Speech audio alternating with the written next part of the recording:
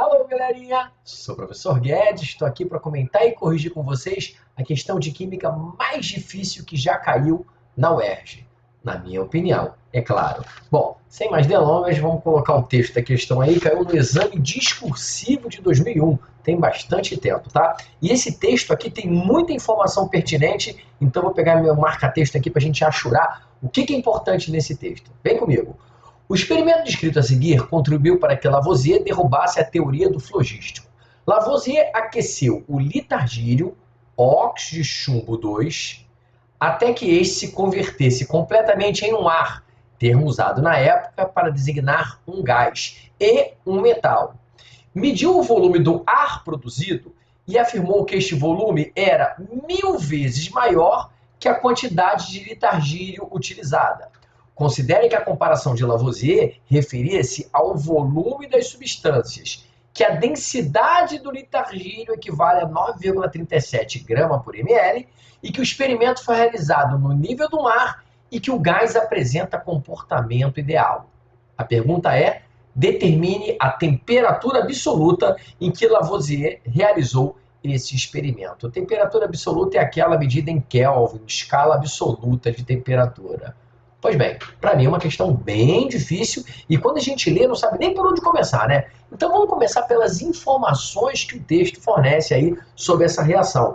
O litargírio foi aquecido, deixa eu envolver esse aqueceu aqui, que também é importante, né? O litargírio ele foi aquecido e se transformou, né, num gás e num metal. Olha a fórmula do litargírio, vamos começar por ela. Óxido de chumbo 2. O que significa esse 2 aí na fórmula, no nome óxido de chumbo 2? É o NOx do chumbo, tá? Como o oxigênio geralmente tem NOx menos 2, a fórmula do óxido de chumbo 2 vai ser PbO, né? 1 de oxigênio para 1 de chumbo. Esse aquecimento provocou uma decomposição térmica, então cuidado para não confundir com combustão. Não é combustão não, tá? O aquecimento do PbO, do óxido de chumbo 2, produziu um metal e um gás. Ora, o metal que vem do óxido de chumbo só pode ser o chumbo. E o gás que vem da decomposição térmica dos óxidos só pode ser o oxigênio, cuja fórmula é O2, tá? Muitos diriam assim, não pode ser ozônio. O ozônio é um gás que raramente é produzido, tá bom? Então tá aí a reação toda descrita, só que ela não está balanceada. Então vamos aproveitar para balancear? O chumbo já está balanceado, mas o oxigênio não. Então o melhor jeito da gente balancear essa reação é colocar um meio aqui na frente do O2 e aí a gente já balanceou a reação. Anotando esse dado que é muito importante, ó, o volume do ar produzido, que na verdade é um gás, é 1000 vezes o volume do litargírio. Então aqui embaixo do litargírio, do PbO, eu vou colocar V, um volume desconhecido, e embaixo do oxigênio, que é o gás produzido, eu vou colocar 1000 vezes V. E V é uma incógnita que vai ficar até o finalzinho do exercício com a gente, ok? Mais informações aí. A densidade do litargírio, do PbO, vamos anotar aqui do ladinho, vale 9,37 grama por ml. Essa unidade aqui vai ser muito importante, tá? O experimento foi realizado ao nível do mar. Ora, isso aqui é muito importante e vai dar uma dica da segunda parte do exercício. Se é ao nível do mar, a pressão é a pressão atmosférica, é a pressão de 1 atm. E esse gás aí, o oxigênio, tem comportamento ideal. Isso é uma grande dica para a gente trabalhar com a equação dos gases ideais, a famosa PV igual a nRT. Vamos colocar logo a equação que a gente vai trabalhar. E aí muita gente fica assim, bom, então a questão é sobre gases? Não é exatamente, não é somente sobre gases. A gente vai usar a equação dos gases ideais, PV igual a nRT, mas a gente vai usar também uma outra parte da química que você vai ver já já. Bom, galera, gás com comportamento ideal, essa é a equação dos gases ideais, sempre vamos usar essa equação.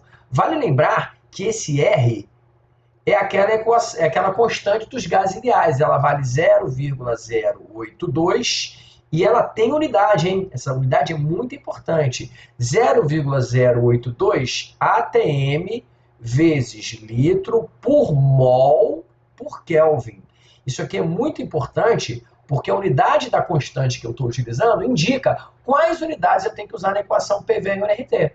A pressão tem que ser em atm, o volume tem que ser em litros, o número de mols, obviamente, em mol, e a temperatura já sai em Kelvin, que é a temperatura absoluta. Então vamos preencher essa equação aqui, ó. Tem bastante dado para ela, né? R vale 0,082. A temperatura nós não sabemos e é o que o exercício quer. Vou colocar até um churifruti aqui ao redor da temperatura. É isso que eu quero calcular. Pronto, parece fácil, né? Vai sair daí, né? A pressão vale 1 atm, já está na unidade certinha. Pressão 1 atm, tem que ser em atm. E aí, quando chega aqui no volume e no número de mols, o aluno meio que trava. E é por isso que essa questão é difícil. O aluno não sabe que volume colocar ali. Ah, já sei, vou colocar V. Só que presta atenção, equação geral dos gases só vale para gases, não vale para sólidos. V, esse V em preto aqui, é o volume do litargílio. O litargílio é um sólido, tá? Vou colocar aqui até S, ó. Os óxidos de metais são sólidos. O único gás dessa reação química é o gás oxigênio. Então, essa equação PV igual a nRT só pode ser usada nesse experimento para o gás oxigênio. E aí, qual o volume de oxigênio? Você também não sabe. Vamos chamar de 1000V. Mas por que 1000V? 1000 vezes o volume do litargílio. É a única coisa que você sabe. É assustador, né? Preencher uma equação matemática com incógnita. Mas tudo bem. Falta agora a gente preencher o número de mols. E eu também não sei o número de mols de oxigênio. Se eu não sei, eu vou ter que dar um jeito de calcular. E aí eu coloco essa interrogação. É essa interrogação que mata a questão, que é o grande pulo do gato da questão. Como é que eu vou calcular o número de mols de oxigênio? Gente, existe uma relação entre o número de mols de oxigênio e a massa de litargílio, por exemplo, a quantidade de litargílio que foi utilizada. O nome disso é estequiometria. Cada 1 mol de litargílio, né, que foi decomposto, produziu meio mol de oxigênio. E aí a gente consegue fazer, por uma relação estequiométrica simples aqui, uma regra de 3, a quantidade, a gente consegue calcular a quantidade em mols de oxigênio para colocar nessa equação PV igual a nRT e resolver o problema. Como é que a gente vai fazer isso? Vamos lá agora para a estequiometria. Estequiometria, galera, é regra de 3. Qualquer um que tenha te ensinado estequiometria de outro jeito, vacilou. Não tem como ensinar, não tem como explicar a estequiometria sem regra de 3. Na primeira linha da regra de 3, você vai anotar sempre o balanceamento das substâncias, o balanceamento da reação, tá? E esse balanceamento, vale lembrar, é em mols, tá? Qual o balanceamento entre o litargílio, PbO, e o oxigênio? 1 de litargílio, né, quando tem nada na frente é o número 1, produz meio de oxigênio. Falei que esse balanceamento era importante. Na segunda linha da regra de 3, você vai entrar com a pergunta. Qual é a pergunta? Bom, se eu quero preencher a equação PV igual a nRT com o número de mols aqui, eu tenho que descobrir quantos mols. Eu vou colocar esse mols aqui em verde, só para lembrar que isso aqui é unidade. Quantos mols de oxigênio serão produzidos a partir de uma certa quantidade de litargílio. Só que aí vem um problema. A quantidade de litargílio que eu tenho está em volume, V. E eu não posso botar volume de um sólido. Será que eu não consigo transformar esse volume em massa, por exemplo? Sim. Basta que eu tenha a densidade do litargílio. Não é à toa que foi fornecida essa densidade. A UERJ não dá a informação desnecessária. A densidade do litargílio vai poder me transformar esse volume V em massa. Como? Só você lembrar que densidade de qualquer corpo é a razão entre a sua massa e o seu volume. Ora, se a densidade é a razão da massa pelo volume, a massa desse corpo é a densidade vezes o volume. Então, aqui na estequiometria, eu não vou trabalhar com volume, vou trabalhar com a massa de litargílio. Bom, como é que eu vou calcular a massa de litargílio? Só multiplicar a sua densidade pelo seu volume. E o volume é V mesmo. Aquele V que é uma incógnita. Peraí, mestre, mas ali na densidade você não botou 9,37. Ah, olha aí outra pegadinha desse exercício. Se eu vou trabalhar com volume em litros, como pede a equação geral dos gases, tem que ser em litros, a minha densidade deveria estar em litro. E não está. E aí, o que eu tenho que fazer? 9,37 gramas para cada ml. Em 1 litro eu vou ter 1000 vezes mais. A densidade em litro é 9.370 gramas por litro. Pronto. Essa massa de litargírio, vou até envolver aqui, ó, 9.370 V.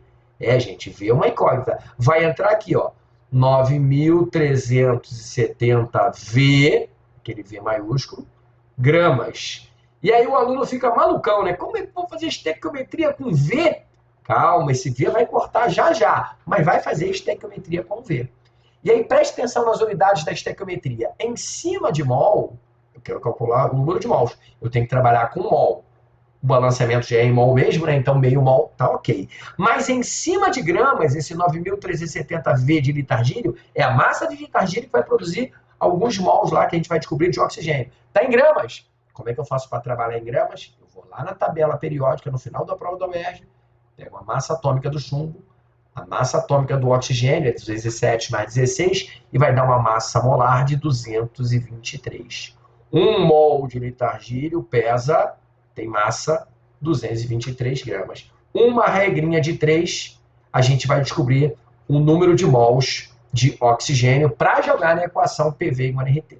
Essa conta aqui é um pouquinho chata, mas dá um número praticamente exato. Dá 21,00, ou seja, praticamente 21V.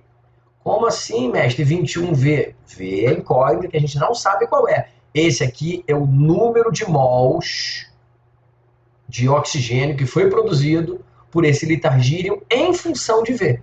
Tá? Vou até lembrar que isso aqui é o número de mols, 21V mols. E agora eu posso colocar aqui na equação dos gases ideais 21V. E aí vem a mágica. Se você coloca 21V no número de mols, se você coloca 0,082, temperatura desconhecida, antes do sinal de igualdade, você coloca 1000V, o V de um lado corta com o V do outro, e esse é o pulo do gato do exercício. Esse exercício não fica em função de V, você vai cortar o volume. A gente não sabe qual o volume de litargírio que foi usado, mas eu sei que há uma relação entre esse volume e o número de mols. E já está acabando o exercício. Fica aqui 1000, né? É igual. Vou fazer a conta aqui mais rápida para você entender. Isso aqui dá que a temperatura, já passei a temperatura para o lado de cá, vai ser o 1000 que sobrou sobre 21 vezes 0,082. Isso aqui dá aproximadamente não, vou até exato, 1,722. E aí no final você pode dar a aproximada bonita, que vai dar 580,7 Kelvin, que é uma temperatura bem razoável, tá? Porque a escala absoluta de temperatura, lembra do 273? Né? Se você subtrair 273 aqui, dá mais ou menos, dá um pouco mais de 300 graus Celsius. Sim, faz sentido uma decomposição térmica ser a mais ou menos 300 graus Celsius. E essa, para mim, é uma das questões mais difíceis, a mais difícil que eu já vi numa prova da UERJ. Valeu, galerinha. Um abraço.